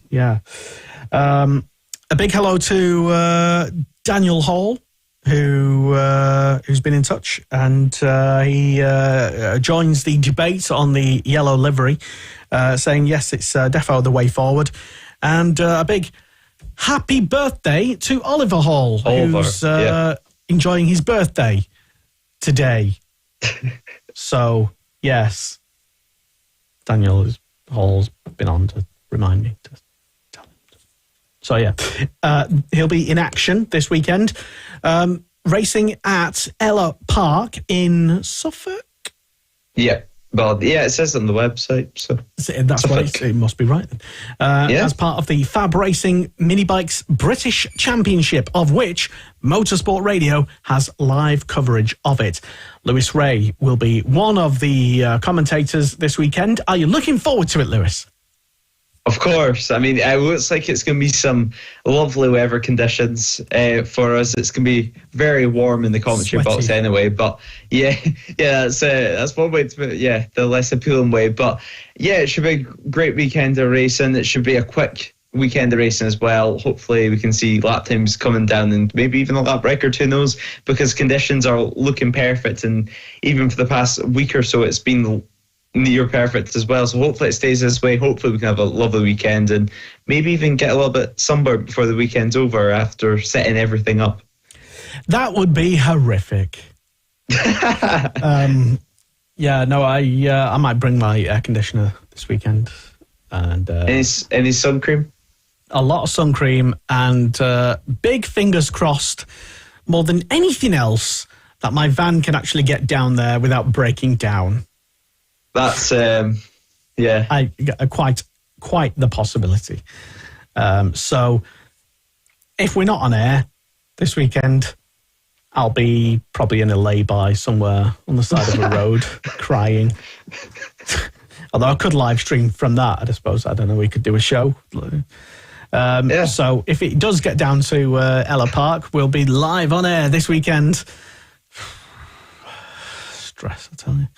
And if anyone wants to lend me a van for free, then we could sort out some sort of arrangements whereby advertising, I suppose, yes, promotional advertising, leveraging our platform of almost 60,000 listeners and viewers on Motorsport Radio, on Facebook, on the fans Facebook BSB support classes group, and all the other brands as well that we have. Fab Racing this weekend, live on Saturday and Sunday from Ella Park. You can pop over if you're in the area as well, because it's free entry and you can get to literally watch and listen to the next generation of MotoGP and British Superbike stars right here on motorsport.radio. Lewis, you were at the event last year, and I've been most recently editing the last round from Red Lodge. And there was a massive pile-up in one of the races in the GP70, LS2 Helmets GP70 British Championship round, which was rather alarming. But I'll have to publish that, I think, at some point. Just highlight TikTok. Yeah, highlight the amazing resilience of those riders, and it was also a pretty decent crash as well. But yeah, no, everyone was fine, or the riders anyway. But Holly Harris did sustain some sort of injury, apparently. So I wonder how she is. Anyway, don't know. Well, we might see at Knock Hill whenever BSB heads there, because of course Junior Supersport is going to be there. Yes, indeed, and that'll be. Or she might even be at Ella Park herself, so that'll be interesting.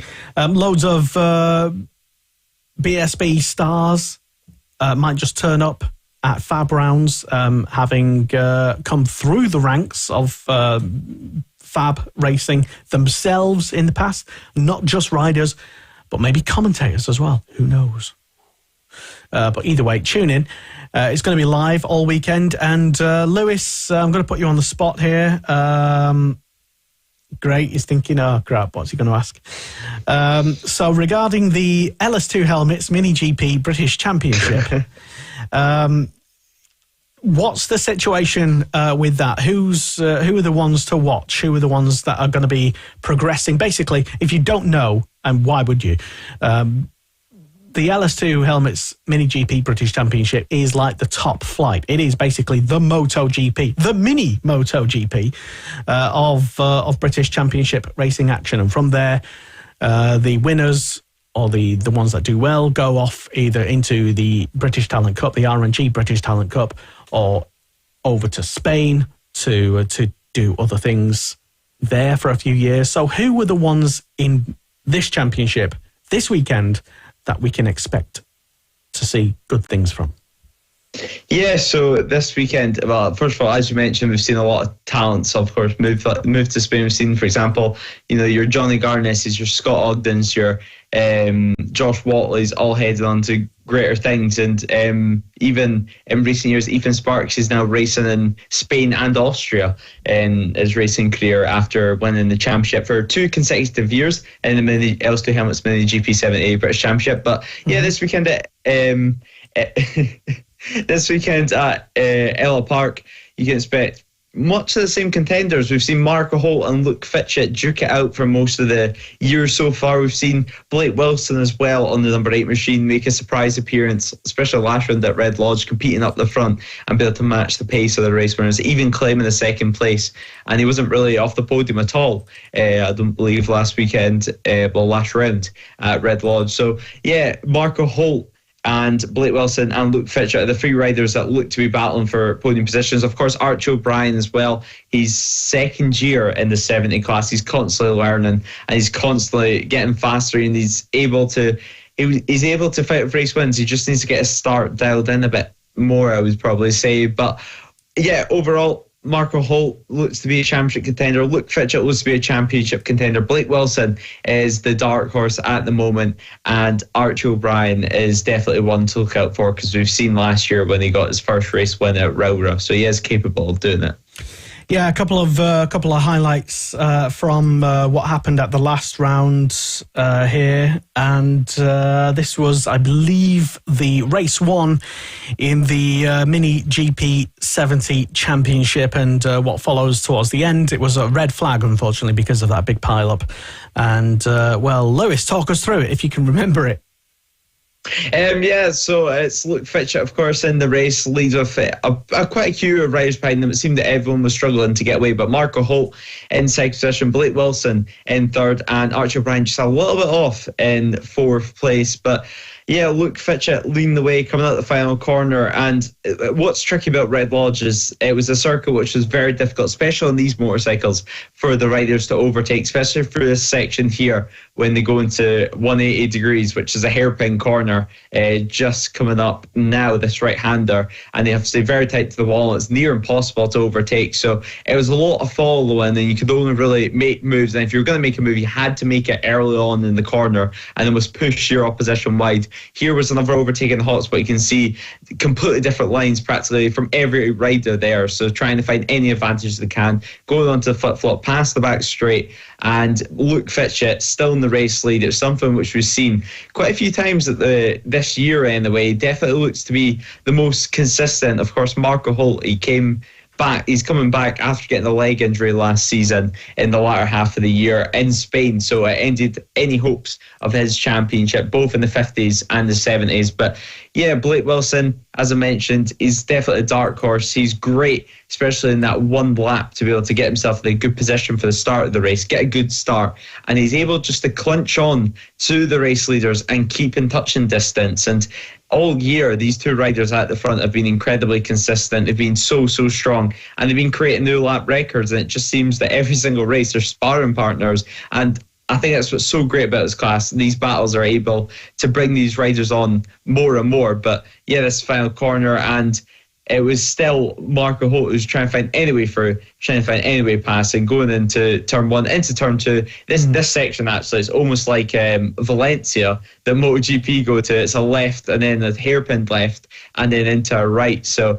yeah, it's a tricky track, and Ella Park, I think we should be expecting much of the same battles, but probably a bit more overtaking, slightly less following. Even Lids, it's a tricky track for these riders to overtake. Of course, these bikes are capable of 80 mile per hour, so a go-kart circuit it's not too much room for them, especially whenever they go too wide. But yeah, Marco Holt, he's trying to line up a move, and in this back section of the circuit, you can just see he was peeking for it, peeking for any opportunity. But nope. Luke Fitchett is still able to hold on to it, and Marco was Holt, he was one of the, I think he perhaps thought he was one of the favourites coming into into this season in the top tier of British minibike racing. A lot of people, if he himself didn't think he was the favourite, a lot of other people thought, Marco's I mean, there's no Ethan, double champion, so it's obviously going to be Marco. But to his credit, Luke Flatcat Fitchett, the blue-wheeled number 7,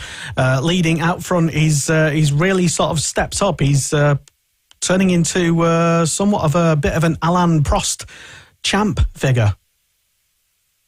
Yeah, it's certainly coming into something special at the moment. Even whenever Ethan Sparks was in the championship, he was still able to battle up front with him. And I think it's probably been the greatest thing about being able to commentate on them for 1.5 years now, is able just to see how much they've developed in the riding, and especially Luke, just how consistent he is in his lap times. He's constantly putting out fastest lap after fastest lap, and it's constantly bringing these other riders on. And yeah, a slight bit of misfortune came at Ella Park for himself, but certainly won't be looking back on it due to the fact it was no fault of his own. It was a mechanical issue. So yeah, I don't think he'll be too upset about that, and hopefully he'll be hoping for a better Ella Park anyway. Yeah, this was approaching the end of the race here as Luke Fitchett still leading and Marco Holt in second place, getting increasingly frustrated. And like you say, Lewis, a lot of development with these young riders, mental development and also rider development. Lots of the development coming from Danny Webb as part of his GP training camp. But for you, a lot of the... how would you sort of compare the way that Luke Fitchett is, the way that he conducts himself on track and off track, to some of the more established, say, MotoGP stars? Who might they be sort of compared to? I mean, for example, he's a very different character to Ethan Sparks and Marco Holt. Yeah, Luke Fitchett, he almost quietly goes about and does his business and then does the talking on the track, and likes to just kind of spend time with his family and just happy-go-lucky. All his family really are. So, I mean, I don't really know, certainly in the Grand Prix paddock, but if could I compare him to any racer? I mean, you could almost kind of somewhat compare himself and his whole family almost to, I don't know, I guess you could say the likes of Michael Dunlop. You know, they do all the talking on the track and get the results done. And certainly his dad, he's very, very good with getting his bike tuned up to where it needs to be and getting the jetting for the carburetor and stuff perfect for the motorbike. So, a racer himself, of course. Yeah, a racer himself, and he's especially the likes of Goodwood of classic bikes, and he knows how to tune up a two-stroke. And yeah, it's good the way they go about and does all the talking on the track. But you can see Marco Holt, he's still getting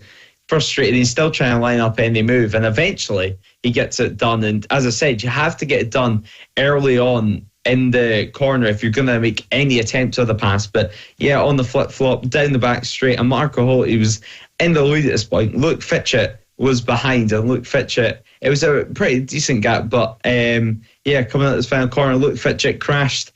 Some water went in his back tyre. Archie O'Brien followed through straight away. Some Holly Harris and another Roman Marshall came in. There was Wilson Doubts as well following in, and then everyone was trying to get the race stopped and get the riders slowed down as soon as possible. But there's Harry Payne. He comes into the picture. He loses the rear as well and comes into the pile up as well. So 4 bikes it was in total. And actually after the crash, I was speaking to the likes of Marco Holt's dad, Luke Fitchett's dad, and Roger as well, the race organizer, Roger Keys. And basically the cause of the crash was that they were running a thinner gasket on the top end of his bike, I believe it was. And the gasket. Which is legal, of course, but it's known as squashing, which basically means the engine is able to get more compression in it, which it means it's able to get more horsepower out of it. So therefore, he gets an advantage in the straight line. But of course, whenever you start to push things more and more, they can become slightly less more unreliable. And then, like we've seen there, the gasket failed and spurred out water onto his rear tyre and onto the track. Well, I did not know that. And for those who are watching the show, you can see all the riders up okay on their feet. And there's Oliver Hall as well. It's his birthday today. With Sullivan Mounsey as well knocking about. So, a lot of British Talent Cup riders also like to have a bit of fun at Fab. having started their own careers there. So that's basically kind of what happened in race 1, anyway, at the at Fab at the last round at Red Lodge for the LS2 Helmets Mini GP British Championship, and that will be back in action. 3 more races right here on Motorsport Radio this weekend, and on the Fab Racing social channels on YouTube, on Facebook, on other places. We might even be live streaming on Telegram as well. What's it called? Is it Telegram? The app where they message. Yeah, I think so. I don't know what the kids are doing nowadays. Stuff. Anyway, so yeah, check that out, and should all be good. More live motorsport here on Motorsport Radio, as well as IndyCar coverage all season long and BSB coverage. That's always going to be fun, trying to combine those two, especially for the Knockhill weekend, where those two might actually combine. I'll have to start up a Motorsport Radio 2 channel or something. I don't know. But there you go. So Fab Racing this weekend, and it is literally the best of British mini bike racing, really. It is literally on the road to MotoGP, literally a mini MotoGP. Yeah. So check that out this weekend here on Motorsport Radio. Right, have we got any other bits of news or information to talk about, discuss, or mention before we wrap things up, Lewis? Certainly for, of course, the senior TT, which is coming up on Saturday, just before midday, I believe it is. But I expect to see a much closer battle all the way throughout the race, and what we've seen in Superbike TT, because until the last lap where it looked like Dunlop was cruising, he had about a 20-second lead, and Heckman looked to be struggling. But just going back to his technical issues, he had an issue with his quick shifter and his auto blipper, which meant he had to use the clutch. And on a normal bike, that's no issue. But the issue was that with the clutch only needed 3 times usually in a race, in a Superbike TT, just to get away from your pit stops in the start, it means that they put the clutch up at an angle like this, and where this clutch should be, they put a rear brake lever. So because of that, he had to put his hands in an awkward angle every single time he wanted to shift down, and go off the throttle every single time he wanted to shift up. And he also had an issue with his brakes, where he had to pump the brakes, so press the brake lever in 3 or 4 times until he got anything from his brakes. Oh. And it was going back to the bar until then. So yeah, it's an issue of his brakes, and I believe the team are fitting new springs to his brake calipers. So I would assume harder springs to his brake calipers to make it harder for the pads to get knocked back. So yeah, Hickman ran into issues in the Superbike, but Super Twin Senior TT, it should be much better. He also set in practice after last week's show a new unofficial fastest ever TT lap of 135.531 mile per hour, as well as the Burchell brothers, who set an all-time sidecar lap record, becoming the first ever sidecar outfit to do a 120 mile per hour lap. So yeah, incredible stuff all the way throughout the weekend. Lap records getting destroyed. Dunlop, can he do 26? We're going to have to wait and find out. Even tonight in the Super Twin class, he looked unstoppable. 26.7 seconds from himself and Mike Brown in the Super Twin race tonight. Jamie Coward's in third as well in the KTS racing machine. So yeah, Michael Dunlop, can he do 26? I mean, it's looking like it is definitely possible anyway, without putting too much pressure on them. I'll just wait and see, to be honest. I'm when it comes to the TT, I'm a total neutral, really. I'm just enjoying watching and seeing it all unfold, having been my first time watching it live and stuff. So, and first time really sort of paying attention to every single session, as we know what's going on every day, watching the times and the timing and stuff. So it's my first year doing that. I'll just hope for some good racing for the rest of the week, and that everyone stays safe, no crashes, and no dramas. And yeah, let's just hope for that. And I'll be happy with that, to be honest.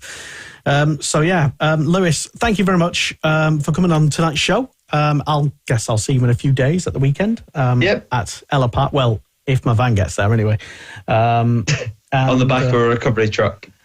It's too big to go on a recovery truck, so it might just be, might have to just hitchhike. Or, I don't know, maybe you can come and give me a lift in your little car or something. Yeah.